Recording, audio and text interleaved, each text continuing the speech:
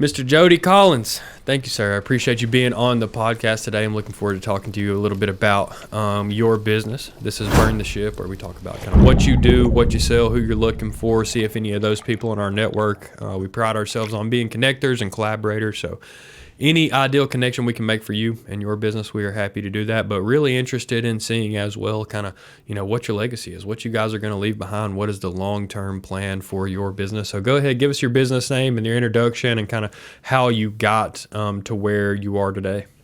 Oh, God. Okay.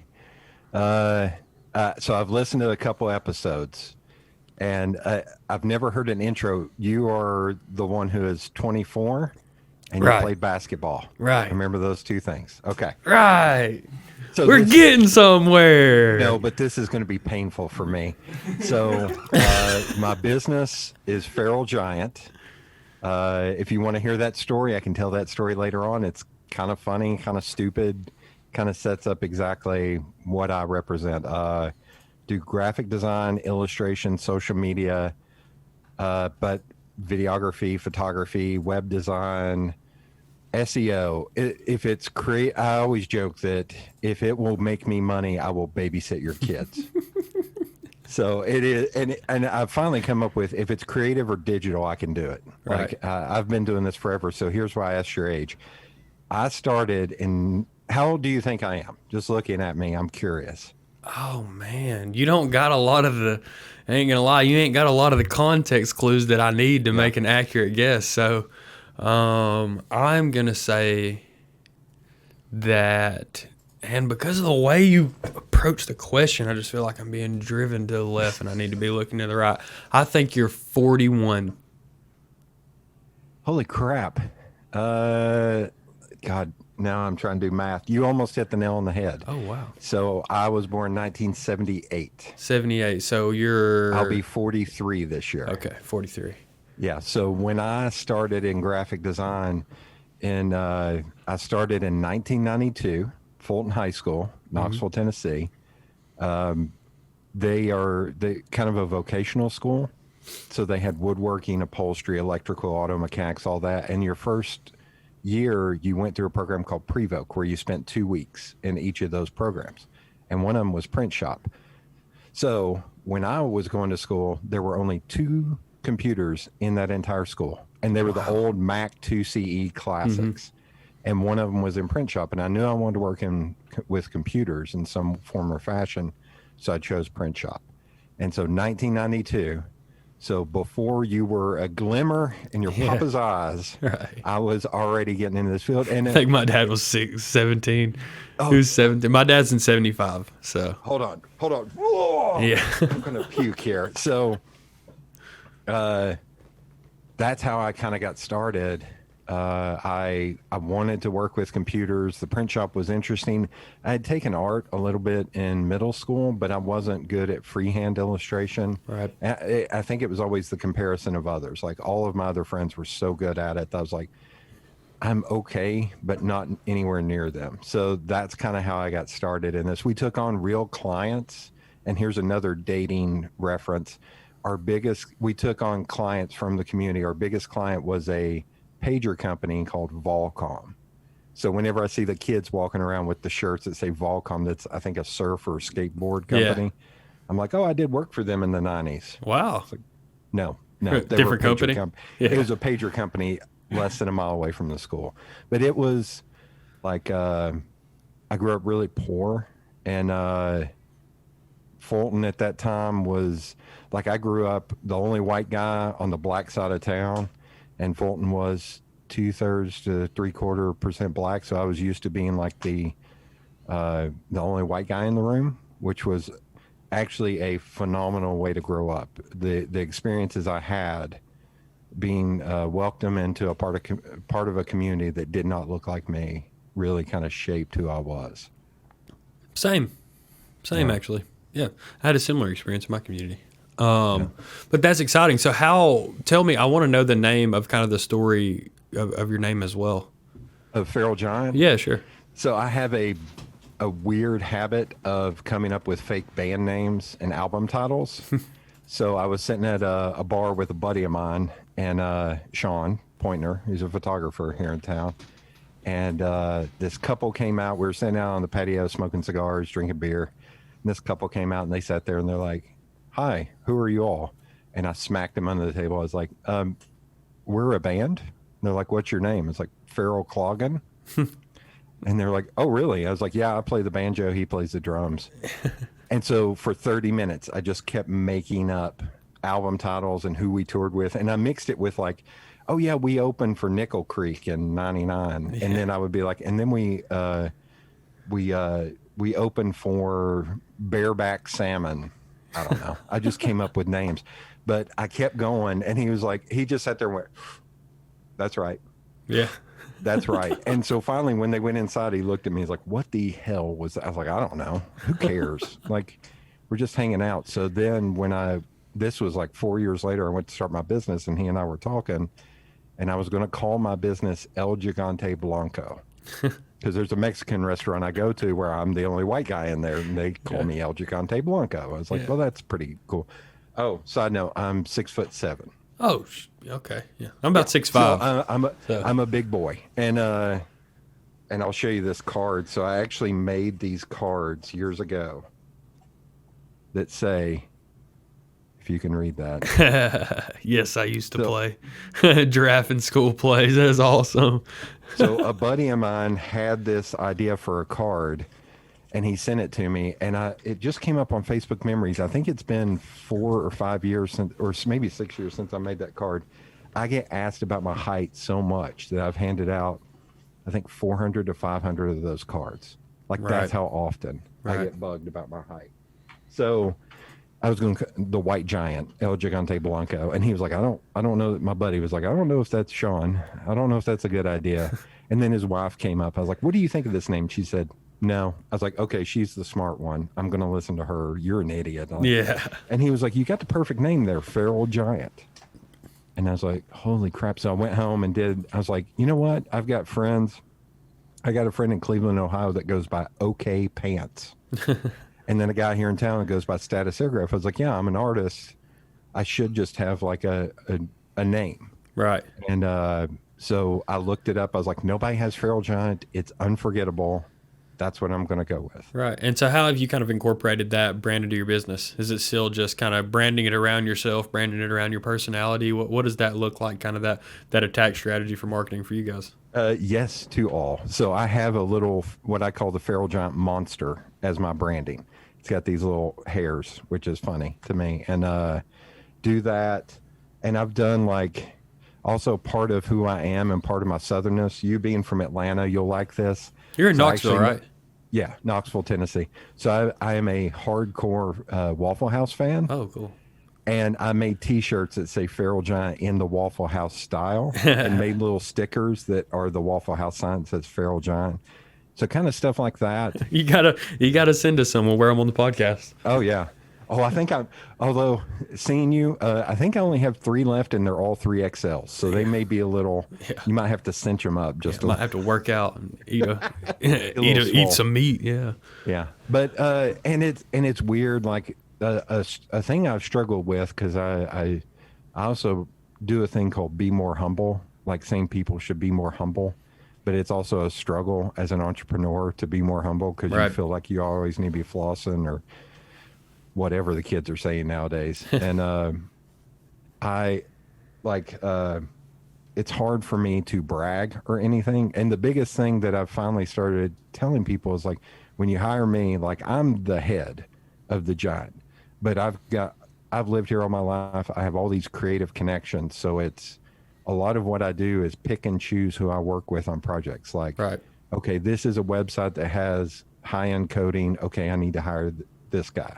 Bring in this guy. Okay, this one I need really good indoor photography. Okay, this guy's good, or this gal is good, and just kind of pick and choose who I work with. So you're not hiring me; you're hiring also my network of people. Right, they're the ones who make the body of the Giant up. Right. So, what is the size of your company? Because I kind of see two sides of the coin, especially with your industry, as like there are people that are like, I want to have 25 clients, and I'm always doing work for those clients. And once I lose one, I gain another one and I stay at 25.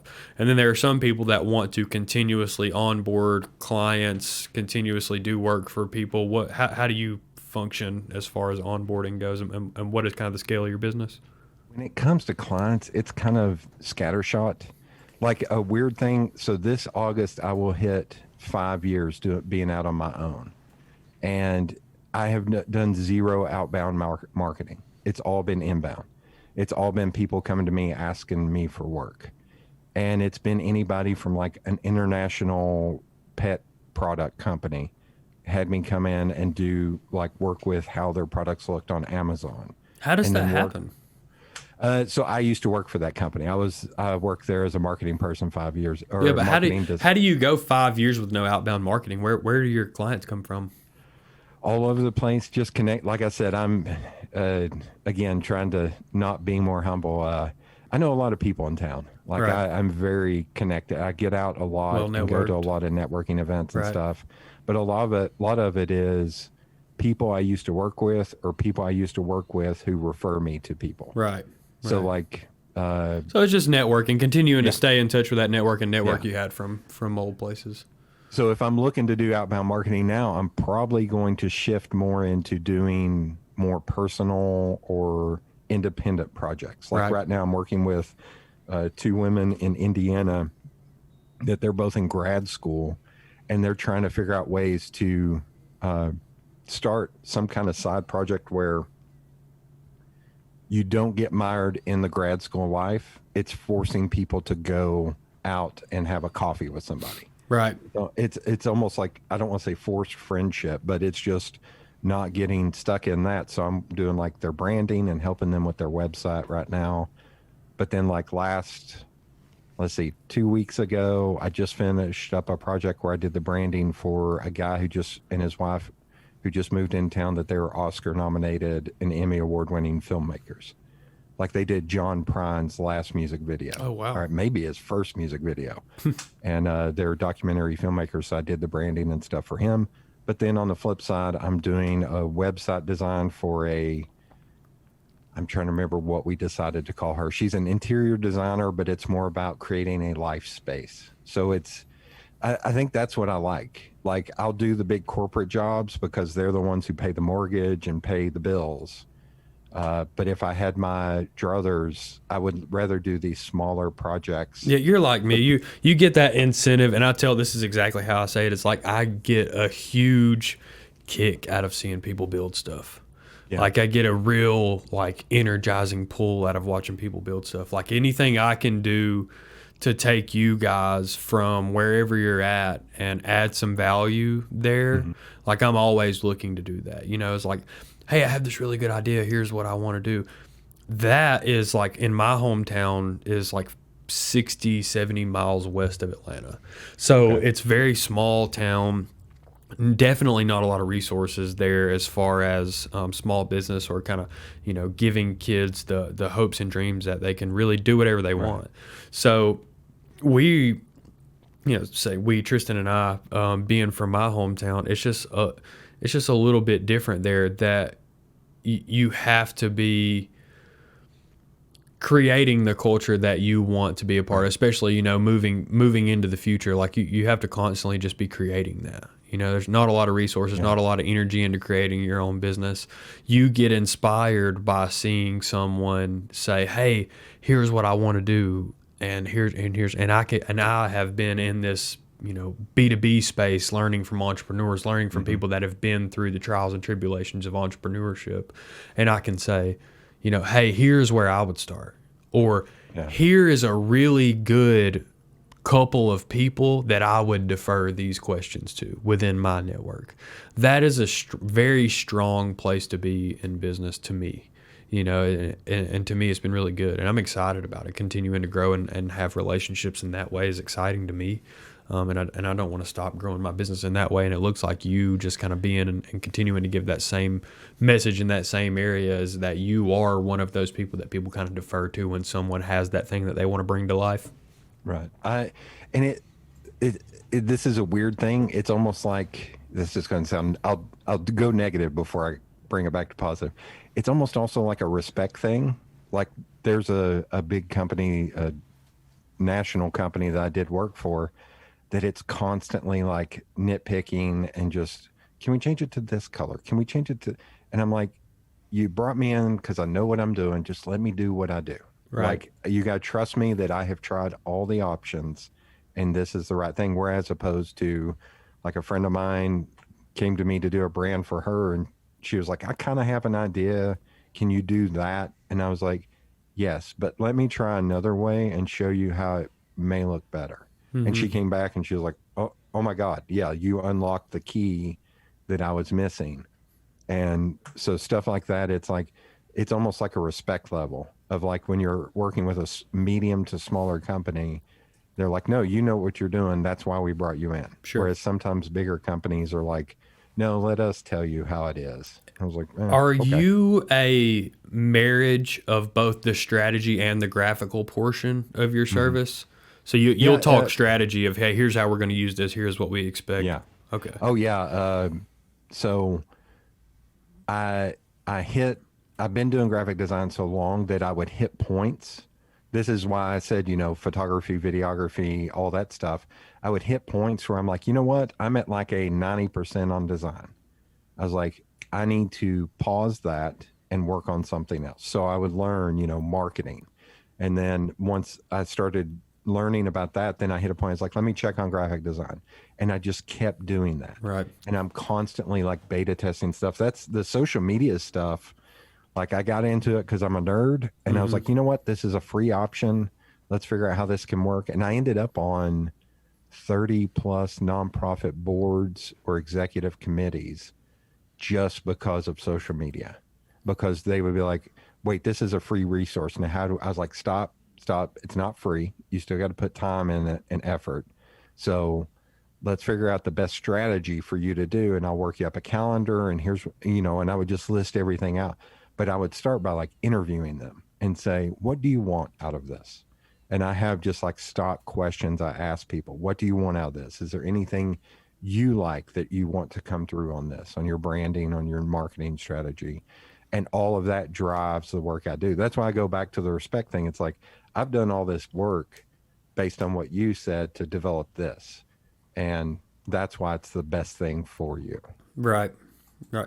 Do you network a lot with other graphical, I don't want to say just graphic designers, but any of the marketing, any of the digital type stuff? Do you have a lot of, I'm wondering, I have a friend, a woman that I just got off the phone with actually earlier, and I wish I could remember the name of the organization, but it's like it's like a community of graphic designers and digital marketers that come together and they're like constantly practicing like the economics and business side of graphic design. Like, so it's either going to be AIGA, American Institute of Graphic Arts, AMA, American Marketing Association, or AdFed, the advertising. I think it's the first one. AIGA. So AIGA, I was president of AIGA Knoxville for 4 years and was communications chair for 2 years before that. Yeah, she said a big initiative of theirs is like graphic design has become a little bit of a race to the bottom. Is like, I ask you, hey, I'm starting a trash company and Bailey's Trash Company wants to brand this way. How much do you put me together a brand kit for? Yeah. And then I go ask 20 other people the same thing and I see who will do it the cheapest. And I say, hey, I got a quote here for $800 and you said $900. Maybe you can do it for $750, Or Fiverr. Fiverr is another no, yeah, exactly. And that was the exact same thing that I was about to say. And to kind of equate it to my industry is like you have the squares and stripes and the pieces of technology that function as your service, and so it's commoditizing what you do. It's taking what you do and taking the human aspect completely out of it. What is the way that you guys are combating that? And is that a networking thing at all? Is that something that you just kind of manage in your own business if you're like, I'm just not going to play that game? Because I know that, that is a race to the bottom a little bit, especially as technology improves.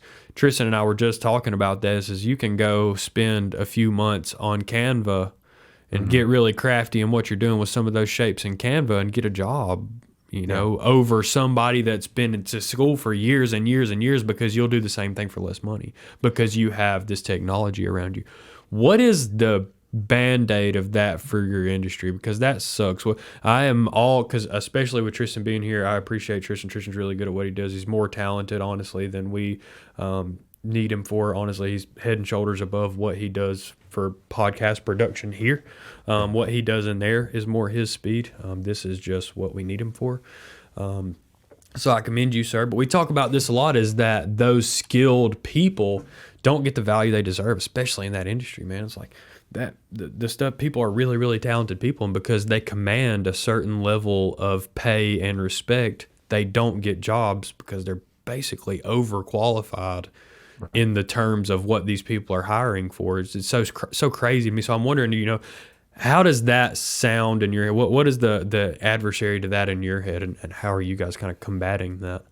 I go one of two ways. Like, my hourly rate is still affordable, is the best way to put it.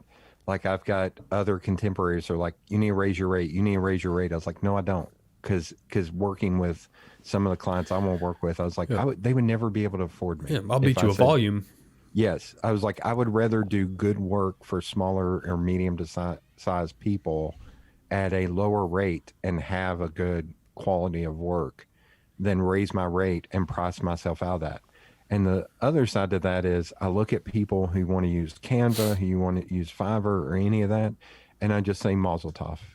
Good. Yeah. You do your thing, because guess what? We're never going to work well together. Mm-hmm. If you don't value the work that I can produce, then enjoy.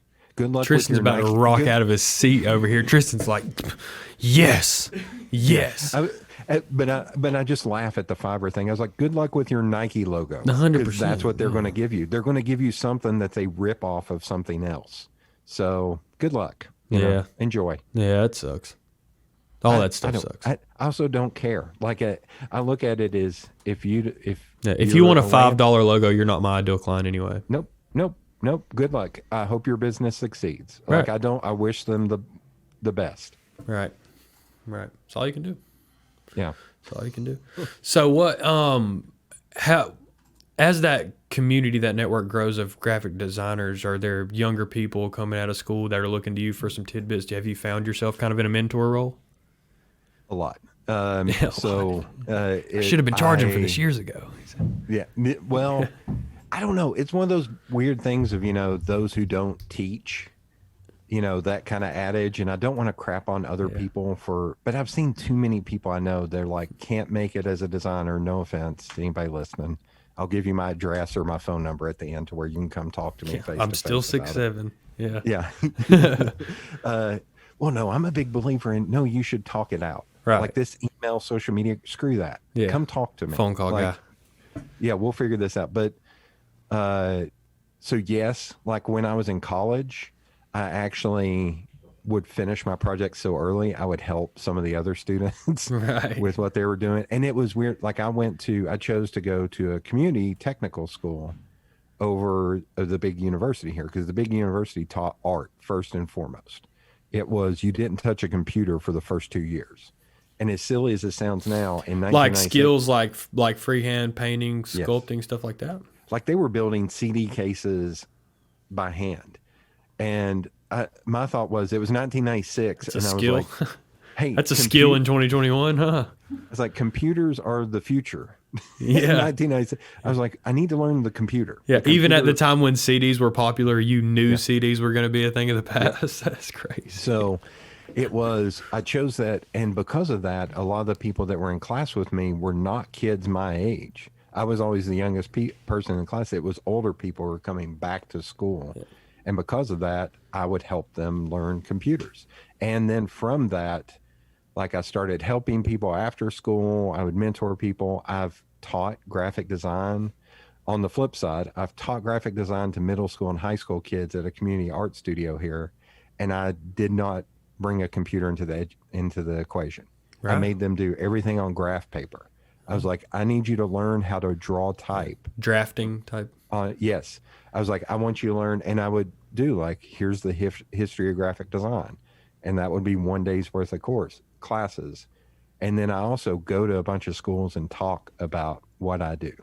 And whenever I go back to Fulton to talk, I always look at them and go, I know what I look like. I'm a big, goofy white dude with nice pants on. They're Old Navy. They're not nice. They're $20. I was like, but I know what I represent. But don't forget, I come from here, and you can make it in art. You don't have to work at a manufacturing plant when you live here. Right. If you're good at what you do, you work your butt off to make it happen, and you can do it. Because I made it the hell out of here. I made it out of here where I saw a gun on the first day of school.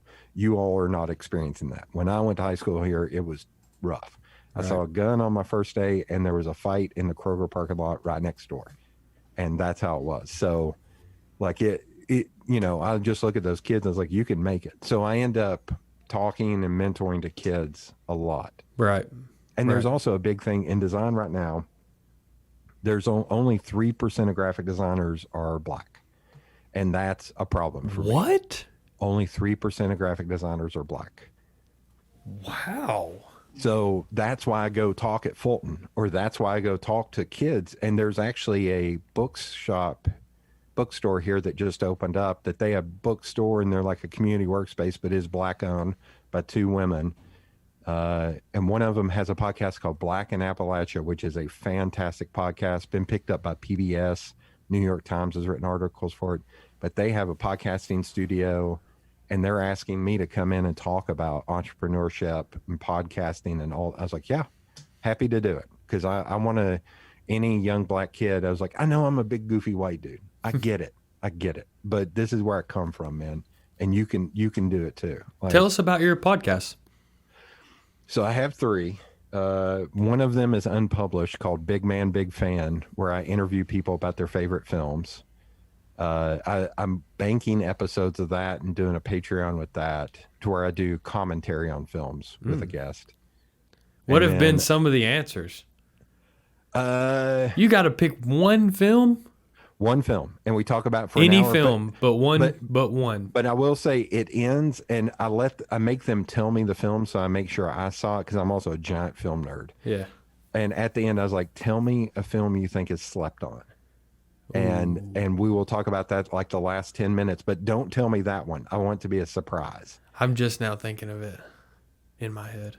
I'm thinking of a couple. So I'll give you homework. My favorite slept on film is a film from the 80s called 3 O'Clock High.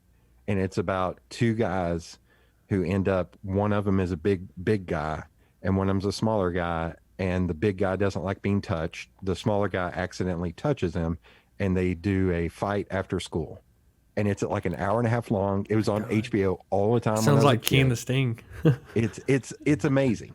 And it was shot by, I think, Barry Sonnenfeld or Barry Levinson, one of the 2 Barrys. The guy, I think, who did Men in Black, but did all the old Coen brothers. He was the DP for all those. Mm-hmm. And it's just shot great. It's fantastic film. But I've had people say, like, The Fugitive was their favorite film. I always use an example of, like, I feel like Castaway and Moneyball are 2 films that are slept on, because even though they made a lot of money and were very critically acclaimed, nobody talks about them anymore. What is your favorite film answer? Here, I'll give you top 5, because I have to overdo it. Right. So it's Shawshank Redemption, Unforgiven, 12 Angry Men, and then the last 2 toggle. It's either Back to the Future or When Harry Met Sally. That's my top 5. That's a strong 5. Yeah. That's a strong 5. And but yeah, that's one, Big Man, Big Fan, which I haven't released yet. And then I've got one with my cousin and my cousin-in-law called 3 Dumb Migos. And we just have good rapport, so we just BS for an hour and a half and try not to get canceled at the stupid stuff we were talking about. Right. So here's something I heard you say: King of the Sting. Yeah, yeah. So you're a wrestling guy. King and the Sting is Brendan Schaub and Theo Vaughn's King podcast. And the Sting. That's right. I forgot about that. Oh yeah. But are you a wrestling guy? I like wrestling. Yeah. Do you know who our county mayor is? Who? Kane. No, it is not. Yes, it is. What? I like the giggle from the background. What? So our mayor is Glenn Jacobs and is Kane. So I got to meet him. On what grounds did he get elected? Because he's Kane, and we're in East Tennessee. I would have voted for him. You would have voted for him, right? Yeah, you're right. Ugh, You're right. No. I would have voted He's for him. awful. So my dad and I met him at an event, and my dad is 6'4". I'm 6'7", and we got a picture of the three of us together. And Kane says he's 7. He's really like maybe 6'9". And my dad always shows that picture and goes, "I've never felt so small in my life." Because my dad's a 6'4" truck driver, so he is not a small guy. And Kane. So on Three Dumb Migos on the last episode, Kane is also, I don't mean to get political, he's an anti-masker, almost like anti-vaxxer. And so I don't like that. Like, I have a mom and sister have heart problems. And so we got to talking on that. I was like, I think I can take him. Yeah. And I was like, if we planned a match where we fought one another. Dude, wrestling's really bad for your joints, man. It's a lot of shock impact. You might be like one smooth kick to the calf away from beating the shit out of your own mare. So I said, if we did that and whoever won, you had to put on mask or you didn't.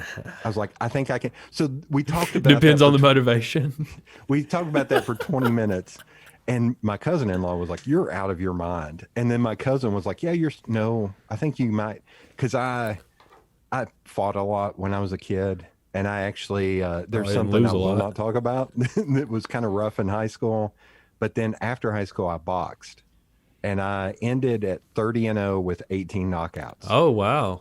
So, and I one of my buddies who is a former wrestler, we were talking about it. So you learned how to defend them legs. I think you might beat the hell out of Kane. He was like, if you all grapple, he'll kill you. Yeah. But if you can fight him, he was like, I think you could actually. He's a legit grappler, though. I mean, he's a legit all-American wrestler. I mean, but it was funny. That's Three Dumb Migos. We talked about that for 20 minutes with my cousin-in-law going like, "You're out of your mind." He's giant. He's strong. I was like, I've got a lot of anger in me. I was like, I think I can let that loose.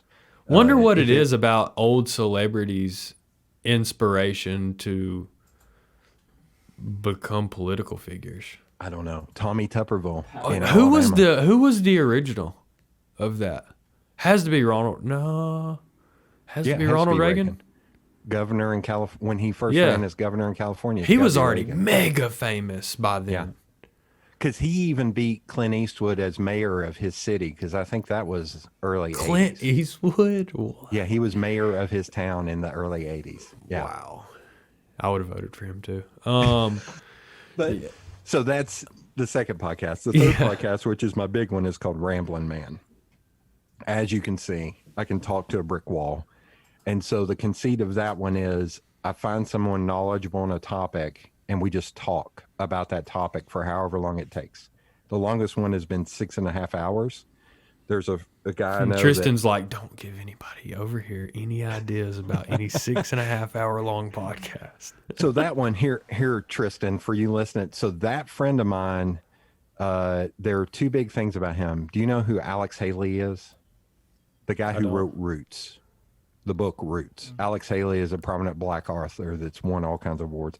When that friend was 18 years old and graduated high school, Alex Haley made these little pewter figures of historical figures, and my buddy wrote the descriptor on the back of those. Wow. At 18. And so, but the bigger thing was when he was 44, 43, within 24 hours, he got fired from his job and he found out his wife was cheating on him within 24 hours. So he completely, his dad called him and said, come back, move in with me. Don't worry about anything. What do you want to do with your life? And he was like, I want to be a stand-up comedian. Nice. So he spent awesome answer. Yeah. And so he worked really hard. And before COVID, that trauma is good fuel though. Yeah. God, it's good fuel. And he was a writer. Like he was a PR flack. He was a writer at a PR firm. And so he knows how to craft language. Right. And before COVID, he was a regionally touring comedian that actually that put on a lot of festivals and shows. Great guy, Shane Ryan. Yeah. But it's been that to like that's incredible. Yeah. The latest episode I did was with Leslie Ann Ellenberg, where she is a trauma influenced movement coach, where she does like yoga with people who have had trauma in their life. So it's very not touching. The yoga person does not leave her mat, and she does dance. And but she's going back to get her master's right now, I think in something that has a very long name that I can't remember. But I talked to her for like 2.5 hours just about that. Like, how did you get there? Why did you get there? And that's been really interesting. I've got to meet some very interesting folks doing that podcast. Well, I think you are very interesting, sir. Oh, I think you are very interesting. I look forward to seeing what we can do as far as our network goes, and including you in any conversation we have about needs there. Obviously, in Tristan's network, I'm sure he's always looking to grow and meet people that are inspirational in that field. So we definitely appreciate you in this room as well as my company and the time that you've given us. But I do have to wrap it up here pretty shortly. Tell me this: how can people get a hold of you if they're interested in talking to you? Which I assume will be most of the people that listen. So. feralgiant.com. You go on feralgiant.com, fill out that little contact form, and that's the best way to reach me. Cool. I get all those emails, and I've actually set it. I don't know how much you know about web design, but you can set up like how the emails come into you. Mm-hmm. And I've set it up to where the subject line reads, "Let's work together." Right. And I was like, that's the best, because being creative, I'm like, I got to figure out a better way to do this. Right. And, but yeah, feralgiant.com, fill out the contact form. If you want to be on Ramblin' Man, send me an email, fill out the contact form there, and I'm interested in crafting up my movie top 5.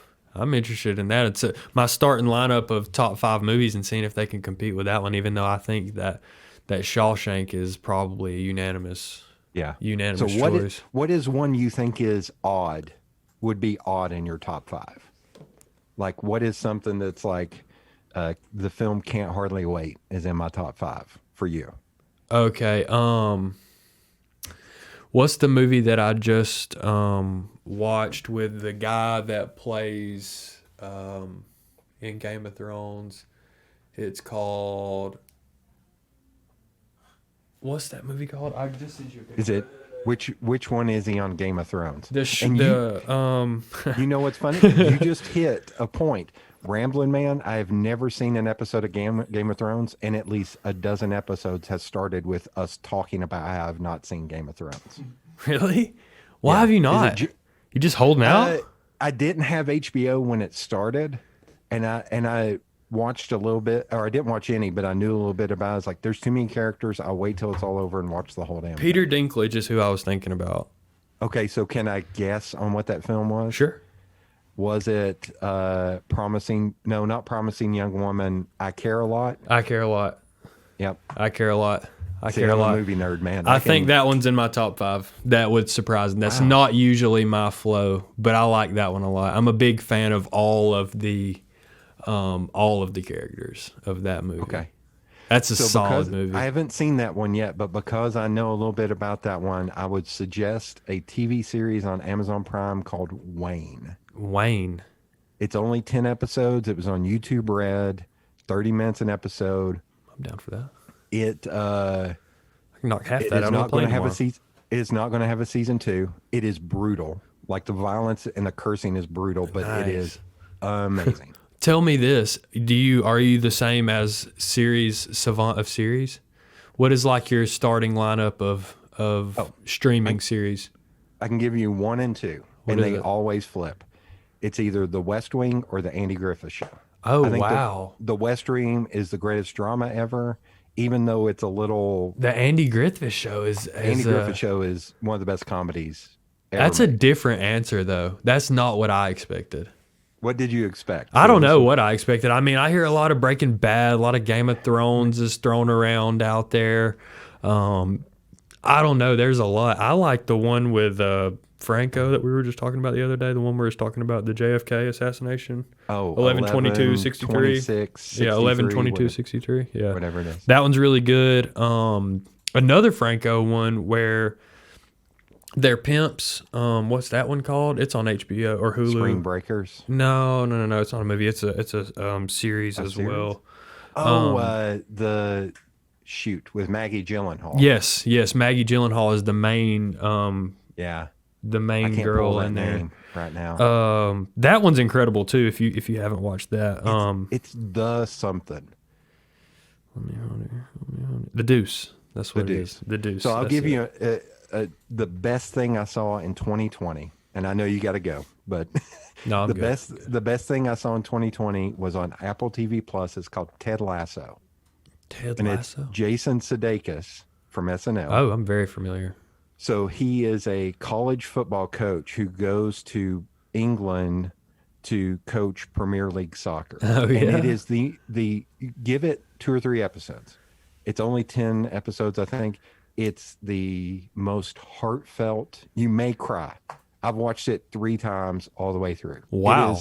It is funny on a very human and positive level, but it's also so heartfelt that by the end it will gut punch you. Right. Like, but it has all these funny moments. Like he goes in to see. I have to think in the fly first- with a professional rugby team tomorrow, so I can't watch anything that's going to make me cry.